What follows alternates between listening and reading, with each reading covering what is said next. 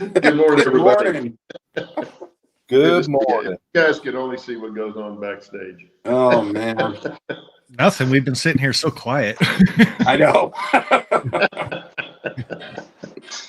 Oh, yeah. Anyway, good to see everybody. We got Sparky on here this morning. So if you guys got any questions. But before that, since Steve is with us on this rare occasion, I'm a special guest, right? You're special, but I don't know about guest.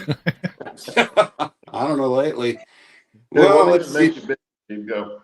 Okay, let's do a rundown. If hopefully I don't miss anybody. We got John, JD, Grandpa Rails. Good morning, Mark Pruitt. Let's see, Rob T. Man. Why are you making me big? Dwayne's Fork and Spoon. You'll see my mess back here. Steve Anderson. Good morning, Steve. Dave BNSF. Digger. Lynn McCurdy. Good morning, Lynn. John Dawson. Gerald Stewart. Mike McCarville. Good morning, Mike. Let's see who else we got here. Well, of course, Sparky's in here. Chris Brew. Hey, Chris. You ready for the triennial?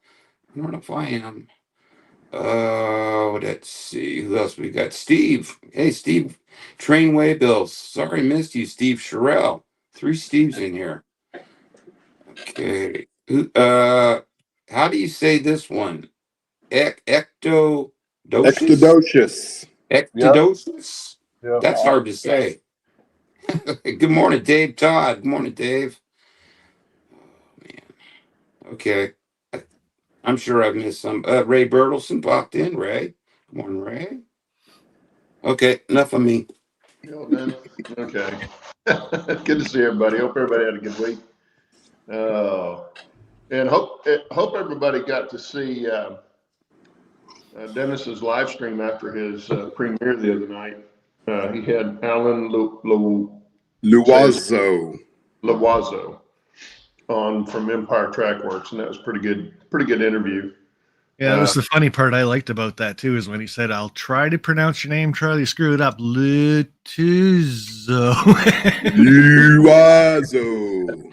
That actually.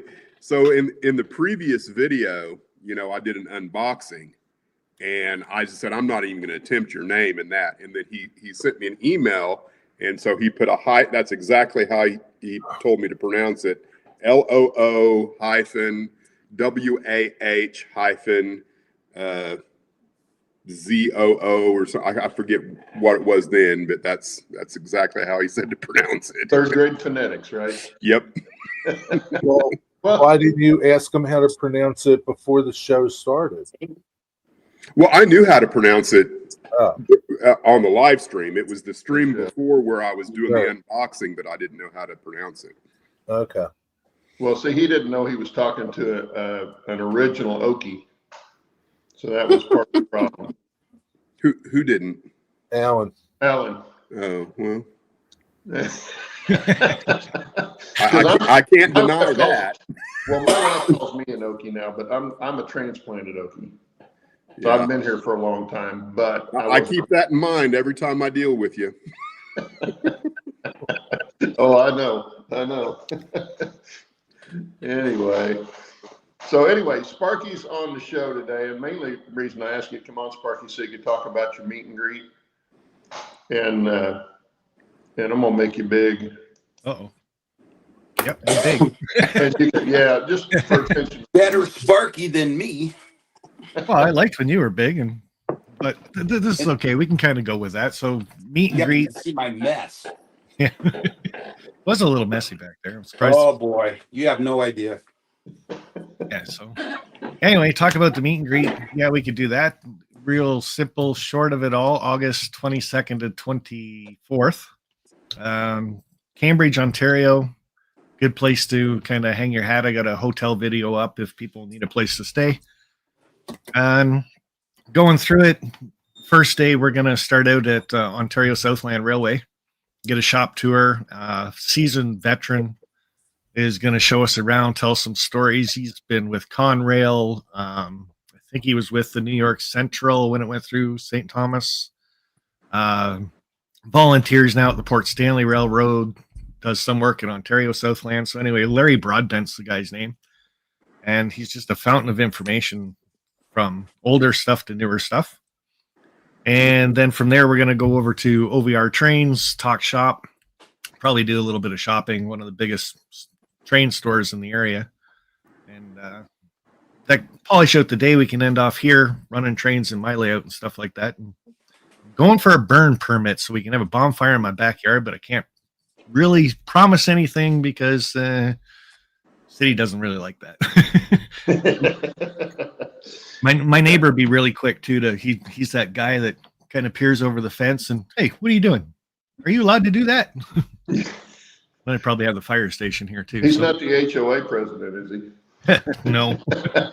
Thank God we don't have that. So You know, it's funny. I got a neighbor like that too. oh, he drives me nuts. He really does. Off air, I could tell all kinds of stories. Yeah, it's funny. You always hear bad things about HOAs, and we live in an HOA, but we picked this neighborhood for that reason. And the Arnold HOA is really good, but when we lived in our old house, we had neighbors that were like that, and it was way worse than ever having an HOA, in my opinion. But anyway, enough about HOAs. Yeah. Oh, keep going. I'm sure there's lots of stories we've all got for those. So. Oh yeah. Everybody seems like they've got to stick their nose in everybody else's business, and I'm like, if you're not bothering me, I could care less what you're doing. Yeah, Steve 87. You can always have a bonfire with mini prints. I'm sure what he means is you can buy a little bonfire from mini prints and it's got an LED in it and stuff. Don't burn your mini prints. There you go. So I don't know what we're going to talk about today other than that. The Saturday's a good day for me, myself. We're going to start off at the Canada Southern Railway Station in St. Thomas, and they've got a locomotive shop there. They've turned it into a museum. They've got lots of locomotives inside it. Again, it'll be kind of like a guided tour, so we can ask a bunch of questions, get into some of the machines and locomotives. Hopefully, get a tour of the station itself, which is the model I've got over here on my. I'm sure everybody's seen it. And there's a switching tower that's just down the street that's open for tours every once in a while too. I think they open it maybe twice a year. So. Hey, can you talk about the weather for those that might be traveling from someplace other than Canada?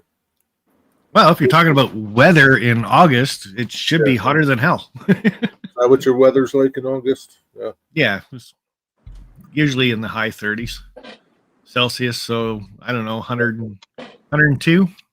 Ew. Ugh. As long as the humidity kind of stays away, we're okay. But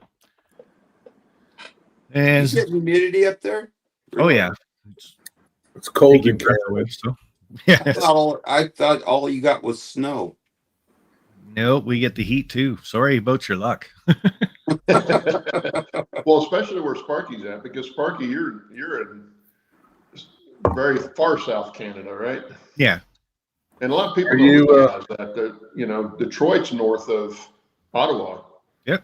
So it's like you don't think about that when you're just talking about it, but if you look on a map, there's a big difference there.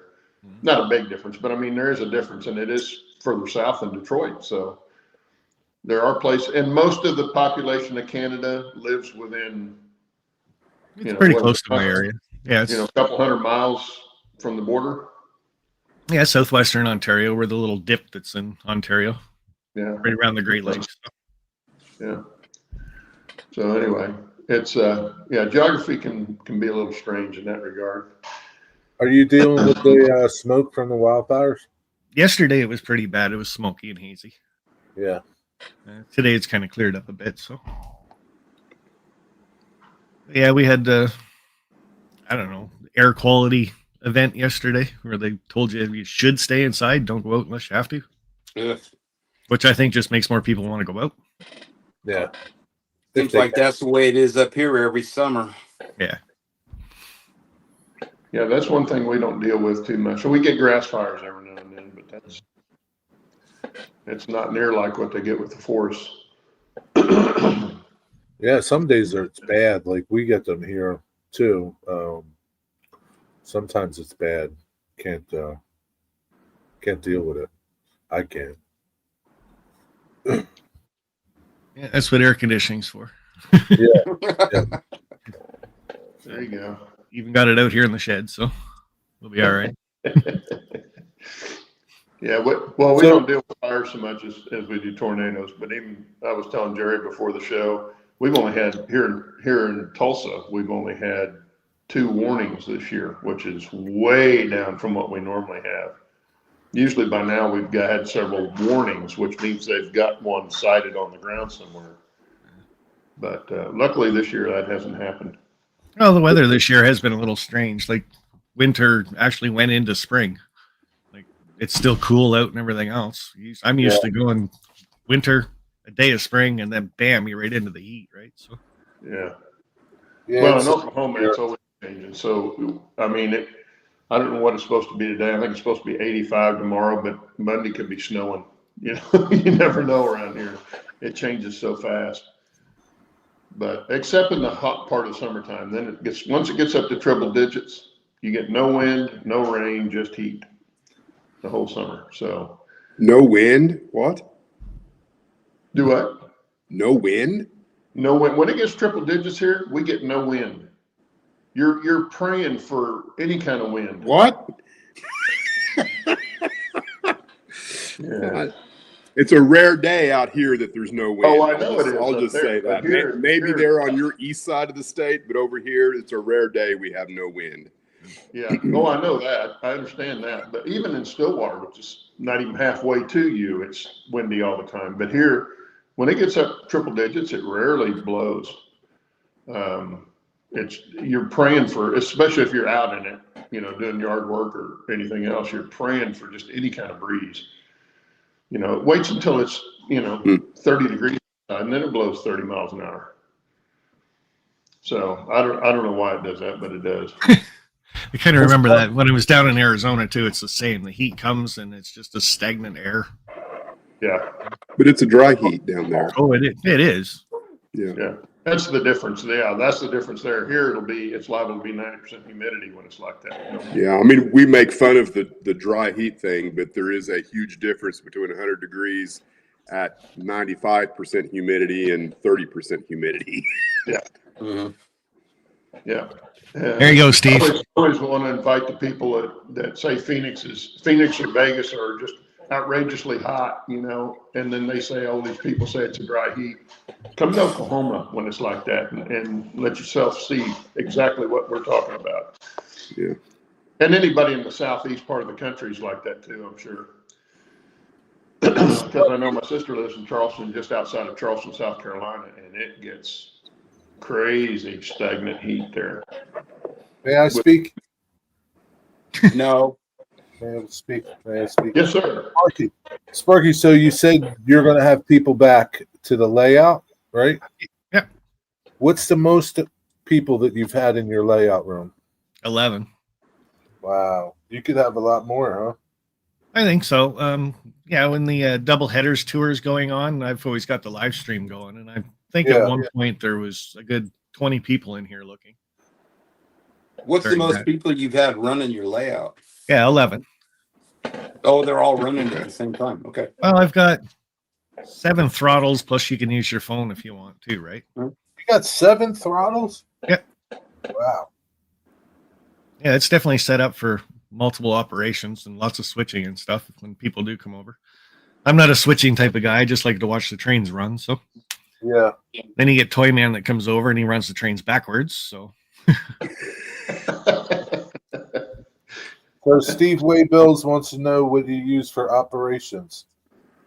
just whatever you want to do. I don't get into the cards and all Yeah. that stuff. There's cars on the track in certain spot. You want to go pick some up, take them around, drop them off somewhere else, do what you want to do type thing. So Yeah, he doesn't get into that. Yeah, very laid back. I mean, it's not like you have people over all the time. It's not like a monthly thing or a weekly thing. So, No. When I first started the layout here, I thought, I could open up a club type thing. And then I got thinking about it, and it's like, then I got to be happy with everybody else's ideas. So I'll just keep it moving. not necessarily. I mean, you can, you are the dictator. It's your layout. I mean, it's your rules. I mean, if people don't want it, then they don't have to come. So, but But that's the bad thing about clubs, though, and it doesn't matter, Jerry, if he's the dictator on it. If he opens it up to people to be in it, he's still going to have to deal with that.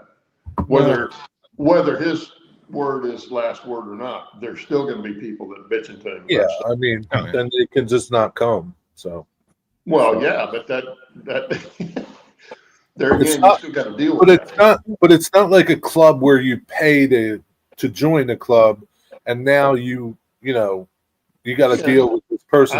I hear what you're saying. And I hear what you're saying, and I agree that if they're not paying to be there, then they really don't have any say. Yeah. But what I'm telling you is that's not going to stop some of them. Oh no, it's not going to stop them. That's But the problem. they're just not coming back. I mean, yeah, I was in a club, pretty good sized club for a long time. It wasn't a train club, but it was still a club. And they're all like that. It doesn't matter what kind of club it is. But you're saying club, you paid to come, right? You paid to join the club. I mean, he could do something and just invite people over. Like, oh, sure. Yeah. Sure, if you can do that. I'm just saying, Yeah, but you still will have some open house is what I would consider that. Open house. Correct me if I'm wrong. When people come over there, do you have people that say, well, why don't you do it this way? Or you could do this that way. You don't have any of those? Because that would be rare. I've got a couple friends that'll come over and input their ideas. And a lot of times I just say, go to it. You want to do it, go for it. So, yeah. Well, and that's fine. You've got a good attitude toward that sort of thing. And especially if they're not real pushy about, being prototypical or something like that. But, there's, like I say, I've run into too many people that you think they're not going to be like that. But yeah, I've got one friend that comes over and he's got an idea stuck in his head. It doesn't matter what you say to him. It's his idea and that's what he wants to do. And it's the only way that's going to work. So yeah, kind of, okay, go for it. Like, yeah. Well, and if you're good with it, then that helps. Yeah, as long as you're good with it, right? Yeah. Well, if I can distract him with something else, it's great. But yeah. But I dealt with that so much in the RC Airplane Club and from guys that I never thought would do that once I became president. And boy, that was an eye opener. So it's, of course, now they were paying to be there. But then what we always told people was when you join this club, you're paying for your time at the field. If you want to have more input, then you need to be at the meetings. You need to come do the work days and stuff like that. Then your voice gets a little more weight. But we had guys that you'd see twice a year that would come in and want major overhaul stuff. And it's like, that ain't happening, guys. But you hear about it all the time. And then, of course, then they bitch about it. So if you don't listen to them, unfortunately, that's human nature. Nathan's just saying, the chat, guys. Anybody watching chat? I'm watching the chat and I'm just looking at Nathan Delay saying, "Go to." I'm watching it, but I can't throw up any of the comments. There's been lots of good comments go by. Had 4 people in this training room once. 2 had to exit so I could get out of the room. That sounds like mine, Lynn. Mine would have been the same way. If I'd had 4 people, Dennis can back me up on this. He's been here. That if I'd had 4 people in there, there'd have been people have to back out to get out of there. Because I didn't make it have a lot of people in it. It was pretty much a 1-man kind of operation, or 2 men at the most. How's your demo coming? I haven't done anything this week. My back's been bothering me, and I'm trying to take it easy because we got this trip coming up. So I'm trying not to do anything. I'm to the point where I'm ready to pull off the last piece I put on the top deck, that last end piece. I've got it cut at the joint, and I'm ready to pick it up, but it's a 2-man job. So I haven't been up there since I disconnected it all because I haven't had anybody here to help me with that. So what are you doing? Anything until after I get back from vacation. What are you doing with all this remnants that you're taking out? Is it going into? Well, everything I can save, I'm saving. I've had a couple of things that I glued down too much, but most everything I didn't put a lot of glue on it. I use that E6000 and I just tack down, and then there's ground cover over it. So that stuff's been easy to get up. But there's been some fences and stuff like that, like my cemetery fences. No, I couldn't get those out. It was a post with a chain in it, so those just came. I just plucked those off. I saved the chain, but if I redo that, I'll redo it with new posts. Not a problem. But most of the buildings and everything I've got off of it. Luckily, I didn't. Some of them I didn't even put any glue on, so they came up really easy. But there's some of it that's not going to come out easy, and I'll lose that. I'm guessing most of the track is not going to be savable, but I'm not worried about that. So I'll just buy a new track when it comes to that point. But my biggest problem is going to be how much I can take down at any given time, even with help, because I've got to have some place to put it until I can haul it off or cut it up enough to get it in the trash. So I don't have a truck anymore where I can just load it on the back of the truck and take it to the dump. That would be nice, but I don't have that, and none of my friends have trucks anymore. So Yeah, if you live in Oklahoma and want to be Claude's friend and have a truck, let him know. Well, and it's unusual living in Oklahoma that I don't have a friend. Yeah, what's up with that? I thought everybody had a pickup. I've got a pickup. I got I'm not one of Claude's friends, so. Yeah, he's not my friend. He lives too far away. Yeah, just 400 Hey, miles. you know what? If you've got a pickup, you're everybody's friend. Yeah, that's true. But I got rid of my pickup when I quit working. So That's funny. Earlier I had a phone call. One of my friends called me. He's got to pick something up at Home Depot. So after the show, I'm going to go help him pick something up at Home Depot. I don't mind. He never calls me for stuff. Oh, well, I did the same thing when I had a truck. I was all the time. My daughter would call me constantly for stuff. In fact, I've got my old building table. It's a really nice building table. She wants it for her garage. And I said, well, you got to get it to your house because I don't have a truck anymore. So it's still sitting in my garage waiting for her to pick it up. She didn't have it either. So we're going to have to figure out some way of getting it over there. But Why'd you get rid of your pickup? Why'd you get rid of your pickup? insurance reasons. Why? Retired. Insurance costs twice as much for a pickup than it does for any other car. In Oklahoma? Yep. That's crazy. Why? It's because you can haul stuff in it, in the back of it, and you'd be surprised how many people in this state will not tie a load down. And I can tell you this firsthand, that same pickup truck got a 2x4 through the windshield on the highway because somebody dropped something off their truck and somebody else ran over the end of it and flipped it up into my windshield. Wow. So that's why, the insurance is so high. Huh. I say it's twice as much. It's not twice as much, but it's quite a bit more than any other car, including high dollar sports cars. Yeah, that's crazy. Because of that reason, the liability is just ridiculous on them. So anyway, once I got out where I didn't have to have one for work, I got rid of it. And I was only carrying liability on it, because it was 10 years or a little over 10 years old. So it wasn't even carrying full coverage, just liability, but the liability was more than any other car we had at full coverage. Wow. Yeah, it's nuts, but it doesn't stop people from buying pickup trucks here. That's what's crazy. They'll buy these big old crew cabs, fancy crew cabs that they have no intention of hauling anything in them. Yeah. And they'll pay that insurance, price just to have that fancy pickup because it's Oklahoma. That's what you do here. The big King Grand I Ford. think $90,000. Mike kind of figured out the real reason why Claude's insurance was too high.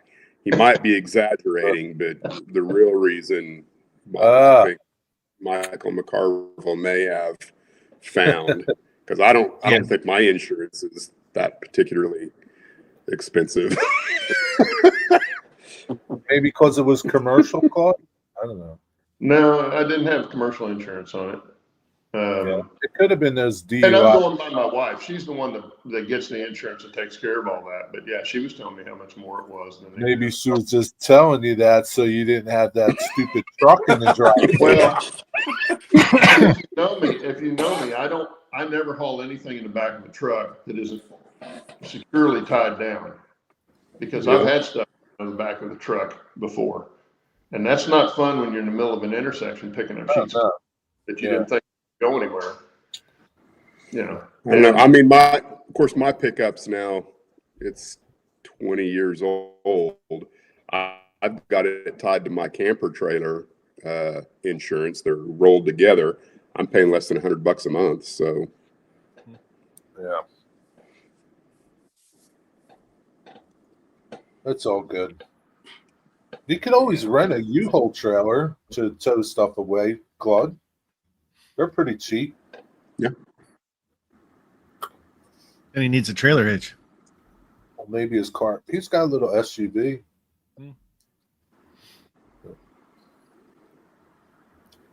Claude's having And then issues. he had to go get a drink. We lost our fearless leader. Where'd he go? He's having I don't issues. know. Oh my So, goodness. Jerry, how's your layout come along? Have you done anything big recently, or I watched your video, your most recent update. Anything new since then? Yeah, I added a pull-out spray booth station to my layout. A pull-out spray booth station. Does it like sit underneath?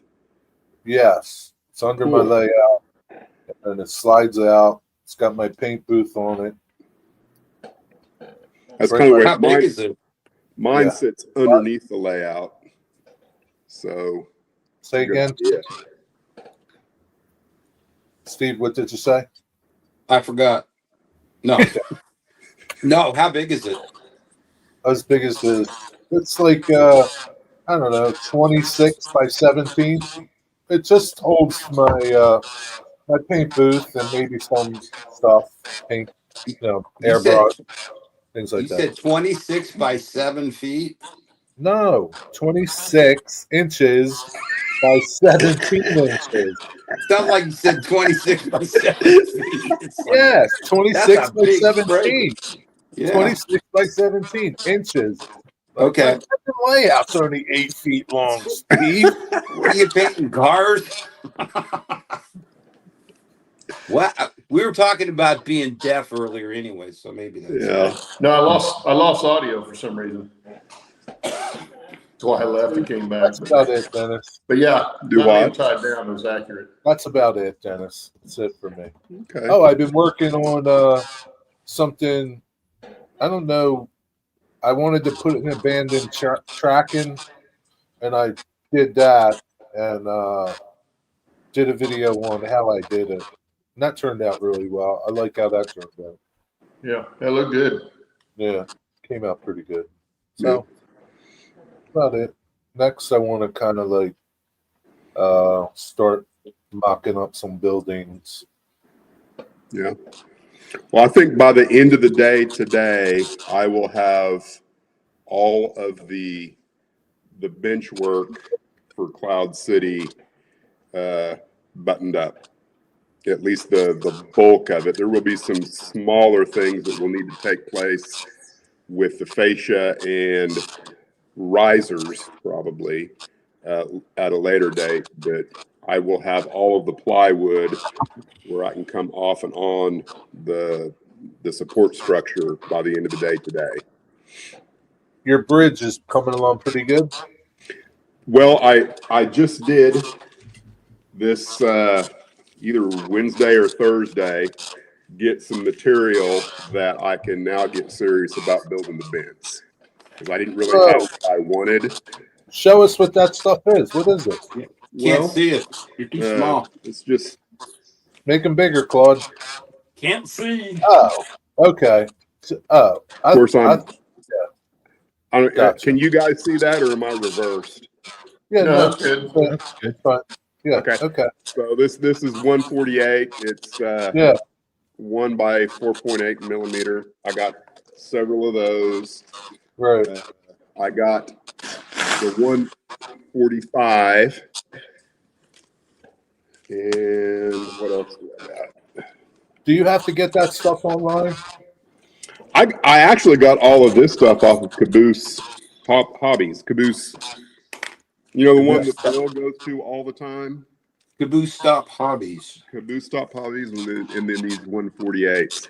And what Actually, that Bill, is, I don't have it with me, but all of that material is pretty much the exact same size, as close as I could get to the micro engineering girder deck bridge that comes in the kit. So I've got that kit, and then I've got a bunch of extra material for extra bents that Claude actually gave me. And I'm going to try and figure out a way to build my own bent, you know, that I'm going to draw on paper so that it matches the dimensions and the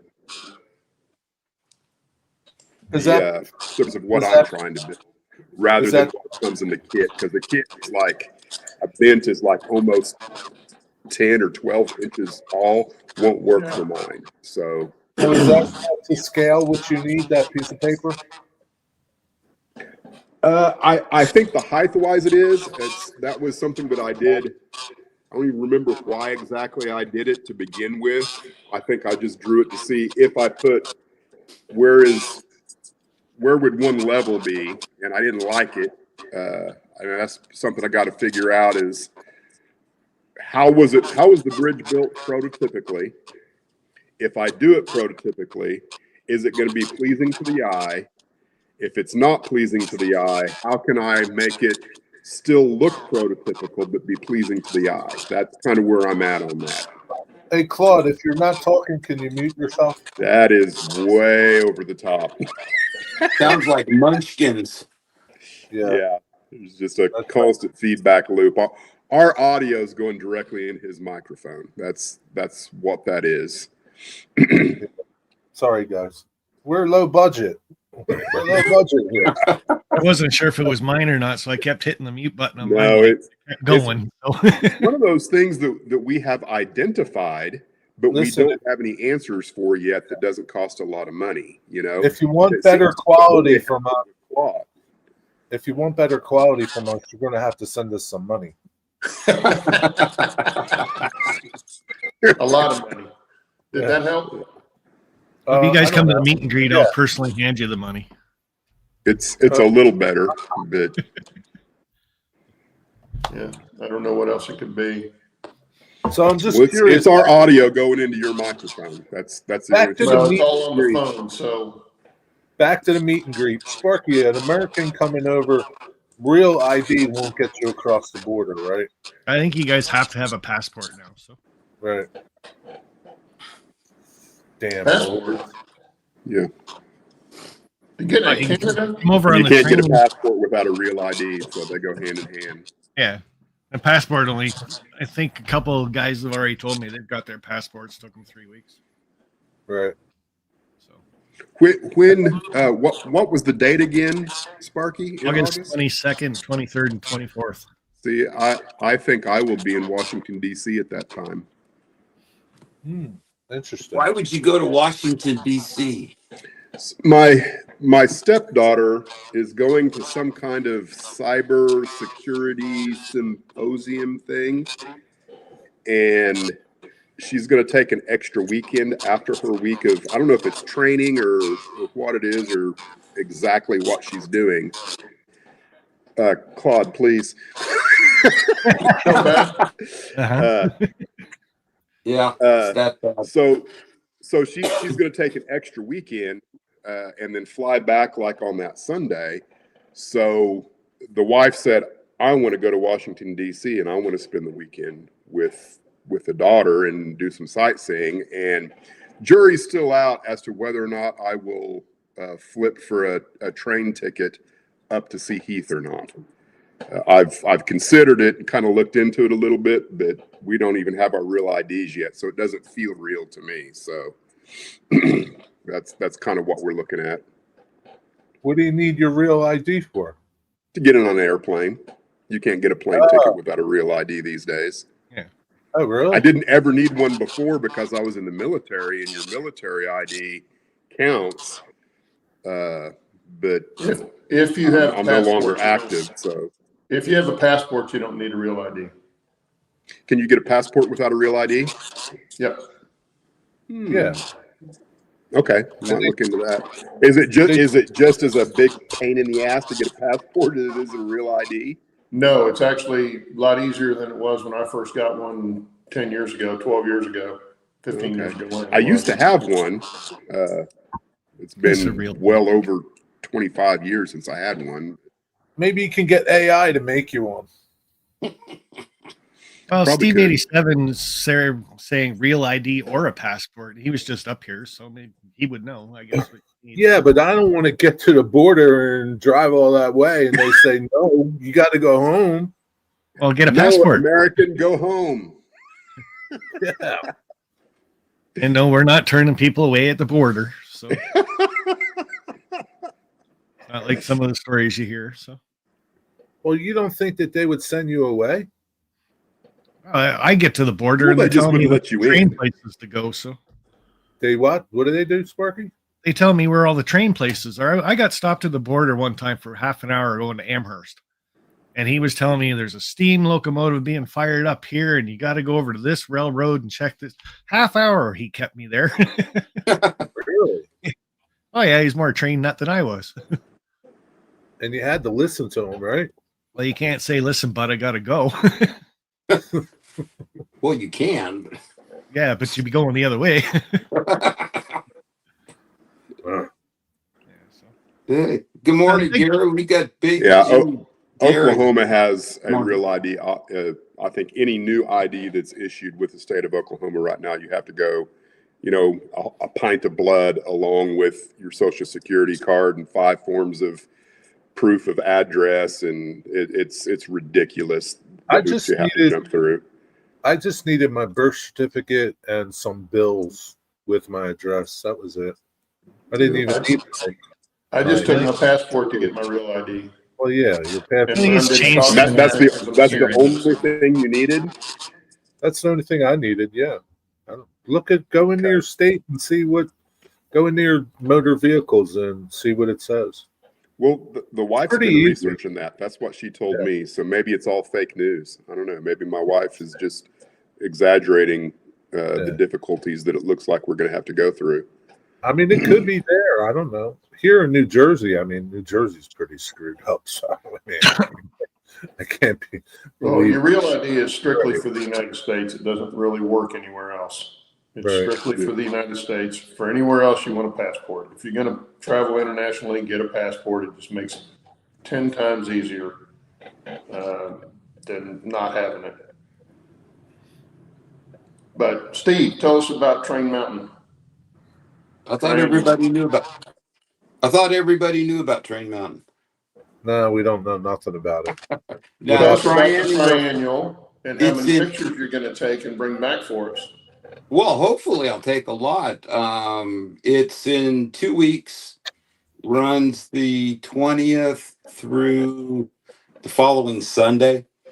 And there's a work week the week before it. So it's basically 2 weeks. And I'm going up there Friday, I think it's the 19th, and staying Saturday and Sunday. So hopefully, maybe Saturday we can do a live stream from there. That'd be the 20th. So that's what I'm shooting for. But I've got to work the whole week of the triennial, so I can only get up there on that Friday, Saturday, Sunday before.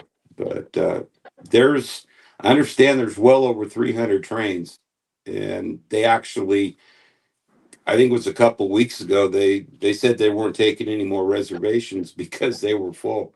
So it's going to be huge this year. Yeah. So are they still getting people from Australia and stuff coming in? Yeah. Even with transportation costs being so high? Yep. Australia, Britain, all over. Yeah. So it's huge. I don't remember the number of of steam locomotives, but I think it's somewhere in the neighborhood of well over 100. So it's, you know, a lot of. And Tim Parks was telling me I think there's 3 of the Sweet Creeks up there, the big 3.5-inch scale. That's so it should be pretty exciting. So stay tuned. Hey, Steve, I got a question. What about the people that, bring their trains and stuff over from different countries? What do they do with, like, because obviously they can't, they're having them shipped over. Where are they all, like, holding them at? Oh, they'll ship them, and they take them to Train Mountain. So there could be some there now already. Oh yeah, I'm sure there are. Yeah, because these guys have to plan way in advance. Right. Yeah. I mean, it's not like me. I'm 2 hours away, so I can just bomb over there, put it in the back of my truck, and go. Yeah. But yeah, if you're coming from Australia, man, you got to plan this thing a year in advance because you got to ship this whole thing over. Yeah. Get it delivered, set up, and then you've got to, work out your travel details to get out, and then all, where you're going to stay. So it's quite a production. That'd be pretty cool to see. Like, how do they, like, people that have big trains, like, how they get them there from other countries? Once they come here, get out of, I don't know, I guess they put them in containers, and how do they get from wherever they come in to Train Mountain? Maybe Chris Brew can pop in, but I think they probably have to work out the details to get it transferred from a shipping container out to Train Mountain and unloaded. I mean, actually, that's a good question because I don't know the answer to that. That'd be pretty cool. The logistics. I mean, like, that's got to be a fortune, man. Yeah, it'd be interesting to know exactly how all that happens. I mean, that's pretty dedicated to have to go through all that just to go to the Triennial. Yeah. But that's how popular this thing is. It's like, it's insane. Do you know Train Mountain, right? Compared to other places like it, is Train Mountain one of the biggest? There is no place like it. It is the biggest miniature railroad of that scale in the world. It's in the Guinness Book of World Records. Yeah, I mean there's clubs in all over the country. Right. Yeah. Yeah. There's ones right by me, not too far from me. Yeah, and a lot of people have private tracks that you don't even know about because it's kind of word of mouth. I mean, we've got one in Medford, the same scale, but there's only a mile of track. Right. Train Mountain is 2,200 acres and well over 30 miles of track. Wow. But no, it's in the Guinness Book of World Records for the largest hobby railroad. Like the mecca for live steamers. It's like, if you got a live steamer and you live somewhere else in the world, at least once you want to go there. Yeah, that's the place you want to go. That exactly. Yeah. The place to enjoy your live steam in a way that feels more organic than anywhere else. Yeah. And I mean, Claude's been there. I mean, the place is absolutely, insane is just an understatement. You can't imagine how big this place is. It's huge. Just the storage track areas and around the turntable and the shops and stuff, which are all at the entrance area, are mind-blowing compared to what the rest of the places I didn't get to see. We didn't go on a long trip that day up the mountain, but they've got track that would take you hours to go on. And they've got there's a whole just dedicated track shop where they build track panels. They're all they're like Trex decking. It's the basically plastic ties, on steel rail, and they mass produce these track panels and they just go out and lay track.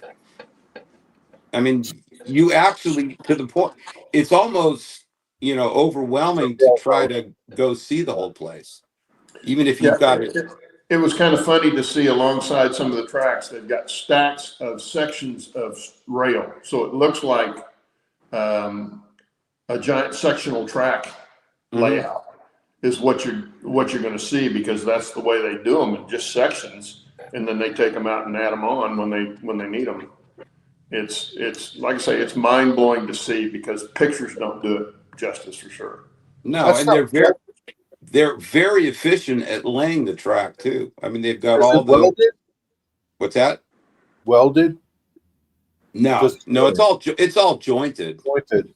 Yeah. But there's a lot of older track up there with wood ties and aluminum rail, and the aluminum rail doesn't hold up as well with a high volume of traffic. It tends to wear out the rail on the outside. So they're in the process now of actually replacing a lot of that older track with plastic ties and steel rail.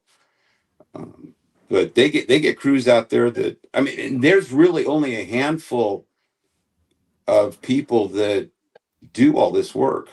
Right. It's the old everything 80s. else, right? Yeah. That's also another aspect of clubs. Yeah. You've got a very small group that does all the work for the whole club. Mm-hmm. Are they paid? That's the other bad thing about clubs. No. Do you have any paid people? No, I think Train Mountain has like 2 paid employees. One of them is Joyce in the main office, and she does all the billing and bookkeeping, and she's paid. I think there's maybe a couple other people, but it's all volunteers. Everything is volunteers. I'm sure there's probably some perks that go along with the volunteering that would make it worth your while to volunteer as well. Oh, absolutely. Yeah. Absolutely. And then there's people that actually live very close to the property, or I won't say on the property, but they keep their trains at their house, and they have tracks from Train Mountain to their house. Right. So they can. And Chris Brew actually moved to Train Mountain, so he's like right there now. But, so he's connected to it? I don't think he's connected, but he's within minutes of going there. I mean, he's basically next door. Yeah. But no, if you want to find out what Train Mountain's about, go to trainmountain.org, and that's their website.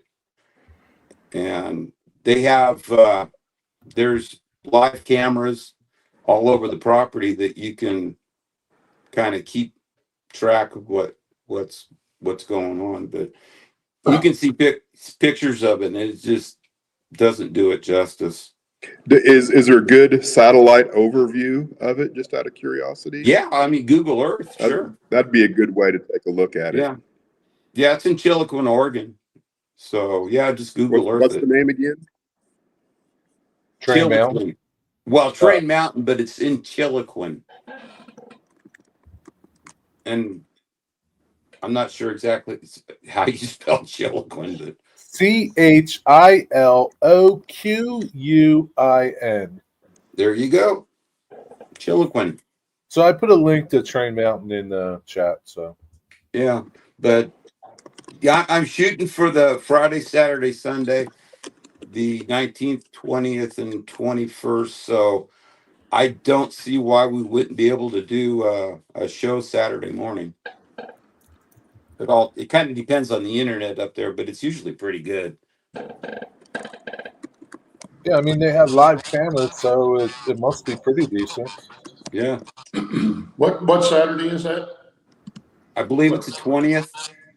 Okay. That's what.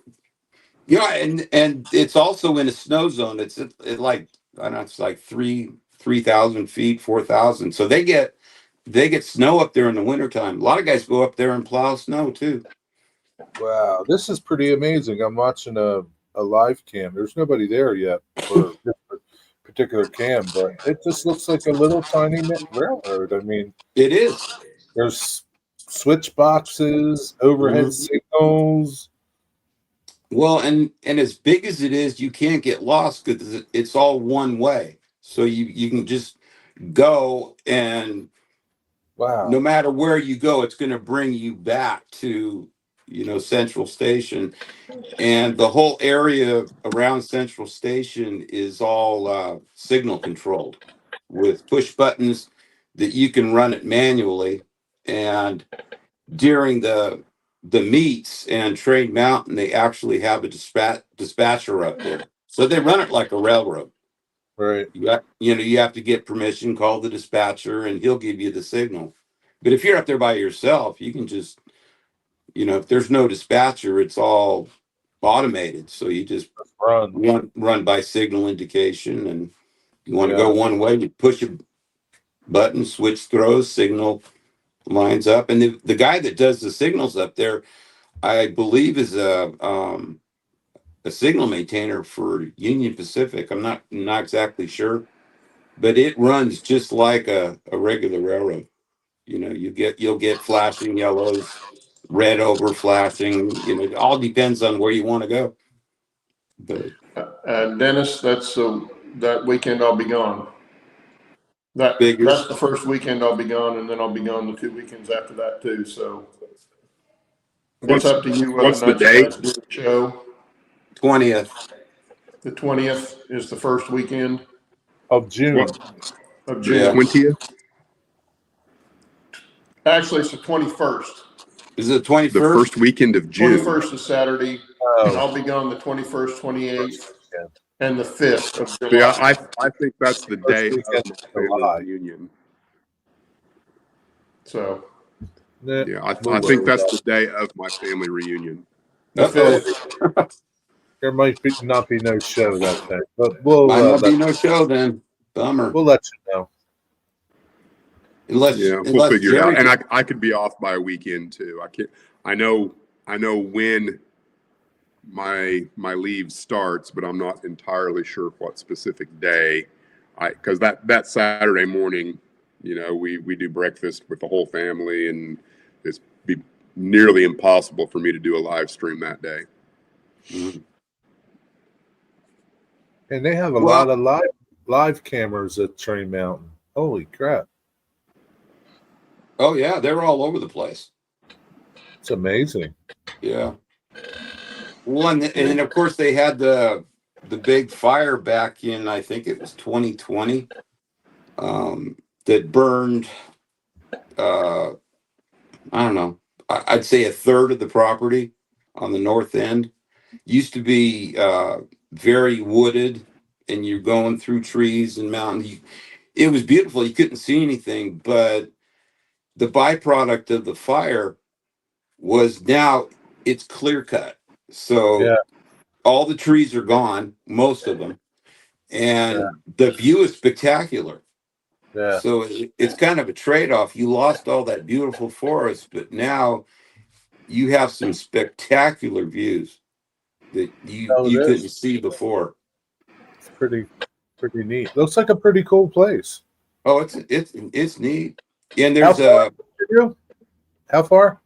2 hours. That's sweet, man. 2 hours Yeah. is nothing. Yeah. Yeah. I wish I had the time to go over there all the time, but there's an area up on the North Mountain called Crane, and it survived the fire because when the fire broke out and it was moving really, really fast, the winds up there were just insane, and they had a helicopter crew that was up there trying to dump water to try to slow this thing down. And from where the pilot was looking down, all he saw was buildings. And he couldn't tell the scale of it. So he went in and dumped retardant right over the top of Crane, which was one of the, there's a water tank, and it's where everybody goes up and stops for lunch before they go up to the top of the mountain. And so by him thinking this was actually a full-size building, he saved that area. So there's just a handful of trees up there, and we kind of came up with the name. They were asking for names of places, and there's 5 trees up there that survive, big, massive fir trees, and I just was kind of thinking, oh, 5 strong trees, but there was another guy in the chat said that oh, it looks like more like 5 pines, so that name stuck. So now that area is called 5 Pines because That's there's five trees that survived. But they're actually firs. Yeah, they're huge. Yeah, they're firs and pines are the same, but yeah, it's a really neat place. But yeah, it's the mecca of yeah. live I didn't feeding. realize it was that awesome. I've seen like Yeah. your videos there, but like you can't get a sense of it unless Mhm. you see the live cameras. Yeah. Yeah. Oh, there's people that dream of going there. Well, and if you're ever in the Klamath Falls area, you got to go there. Just a little ways north of Klamath Falls, yeah, Oregon. about 30 minutes. About 30 And there's minutes north. probably always somebody especially in the summertime, going to be there Oh, running sure. the train, and they'll give you a ride. Absolutely. Yeah. And it's only about a half an hour south of Crater Lake, and I don't know if anybody knows what Crater Lake is, but that's also Yeah, that's the other thing you have to see when if you're going to Crater Lake, if you're on one of those kind of trips like we did, Yeah. where that's one of your stops. Make Train Mountain one of your stops too, because it's right there, yeah, very and close. just Google Crater Lake, Oregon, and that itself is something you need to see. So it's a national park, Crater Lake. Yeah, it was Mount Mazama, and this was probably, I think, 15,000 years ago or whatever. It was a mega, volcano that blew, and I think,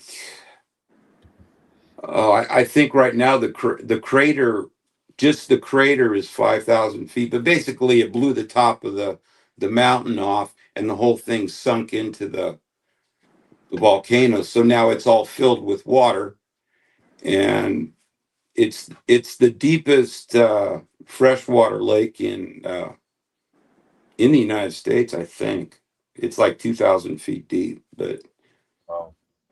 yeah, Bernard says Crater Lake's awesome. Yeah, you got to go see it. Got to come to Oregon. It's just pretty, period. Except for where Bernard lives. I don't know why anybody would live there. Bernard doesn't live in Oregon, does he? Casinos, Steve. Oh, Casinos. that's right. Well, yeah, I don't know why. He lives in Nevada, but I don't know why anybody lived there either. Casinos. Oregon has casinos?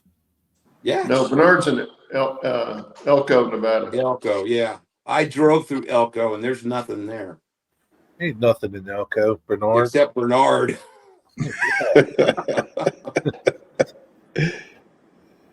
Yeah, in that regard, Dennis and Bernard have a lot in common. Although I think Bernard's closer to civilization than Dennis is. Okay, guys, that's we got 1 minute left. Yeah, thanks for being on, Sparky. Hey, no problem. Yeah, Maybe next thanks time for I'll come coming on. on, We'll Sparky. talk about You day guys- 2 and 3. Yeah, you guys take a look at the meet and greet and make it up there if you can, and definitely make it to Train Mountain if you ever get a shot, because it's if you're a trained person, it's phenomenal to see for sure. Maybe we can have a meet and greet at Train Mountain. Yeah, we need to. Yeah, we could Not do at the it. triannual, not for the triannual. No, don't go during a triangle. No. Yeah, that's what I told him when I went up there. I didn't Yeah. want to be there during the triennial. Yeah. Yeah, because that would be a little crazy. But Yeah, it's too much. yeah, there's a casino right there near there too. That's got hotel too attached to it, doesn't it, Steve? Yeah. Yeah, 3-story hotel. So Yeah, maybe next year we could do something. Yeah, We you need would to get not on be that. sorry. Yeah. You won't be sorry. Yeah, Gotta pick a date, get it it is in. pretty cool. All righty, well, that's our time, guys. Thanks, everybody. Have a good Thanks again, weekend. Sparky and Steve. Good to see you again. Yeah, Make sure you're still alive and everything. it's good to be home. See you again. Yes, Jerry. Good to see you guys too. And everybody in chat, have a good rest of your weekend, a good week. Stay And we'll cool. be back next weekend. Okay, guys. Bye. See you guys. See you guys. Bye.